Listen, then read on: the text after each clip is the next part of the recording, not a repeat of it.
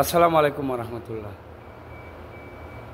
কোটা আন্দোলনকে কেন্দ্র করে এবং কোটা সংস্কারের দাবিতে সাধারণ শিক্ষার্থীরা রাস্তায় নেমেছে।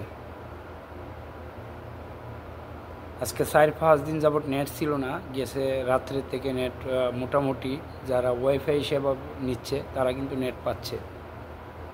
এবং বিভিন্ন মাধ্যম, যে মাধ্যমগুলো ইতিমধ্যেই বিভিন্ন সাইট ব্যবহার করে, অর্থাৎ ভিপিএন বা যে কোনো সিস্টেমে তারা কিন্তু অনলাইনে বেশ কিছু ভিডিও এবং বেশ কিছু ওই বর্বরতার শিকার ভিডিওগুলা দিচ্ছে, আর ইতিমধ্যেই আমরা পাচ্ছি।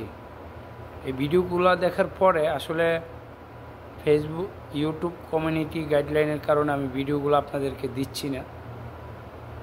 চোখের পানি ধরে রাখার মতো কোনো পরিস্থিতি নেই, যেই দেখুক না কেন। আমরা যারা প্রবাসী আছি, এই ভিডিওগুলো দেখার পর অনেক কষ্ট লাগতেছে যে মানুষকে এভাবে পাখির মতো মারতেছে। হ্যাঁ, একটা লাশ নিয়ে দেখলাম মসজিদের সামনে দিয়ে যাচ্ছে, লাশ নিয়ে শিক্ষার্থীরা যাচ্ছে, অথচ এই লাশের সামনেই আবারও গুলি শুরু করেছে। এবং বাধ্য হয়ে তারা, একটা মসজিদ ছিল, মসজিদে পালিয়ে গিয়েছে। আপনারা হয়তো এই ভিডিওটা দেখছেন, আমি এইমাত্র ভিডিওটা দেখছি। এছাড়াও অনেকগুলো ভিডিও, যে ভিডিওগুলো আসতেছে, মানে দেখার পরে বুঝতেছি যে বাংলাদেশে কি নরক গেছে 4-5 দিন, এবং মানুষকে কিভাবে মেরেছে, রাস্তাঘাটে যেয়ে যেখানে পারছে এখানেই মেরে রেখেছে।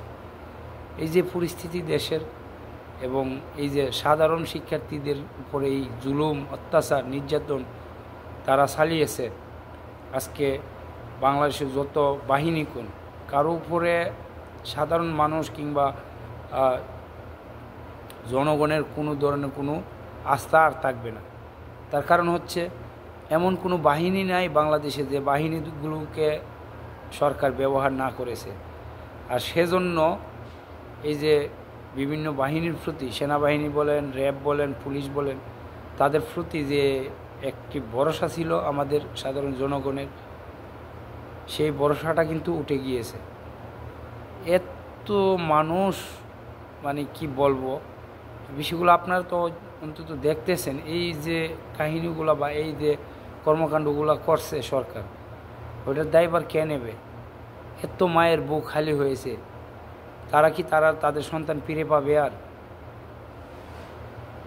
সত্যি যে পরিস্থিতি এবং যে অবস্থা দেশের, আমার মনে হয় না যে পৃথিবীর অন্য কোনো একটি মুসলিম কান্ট্রি এবং একটি গণতান্ত্রিক কান্ট্রির মধ্যে এরকম ঘটনা ঘটতে পারে।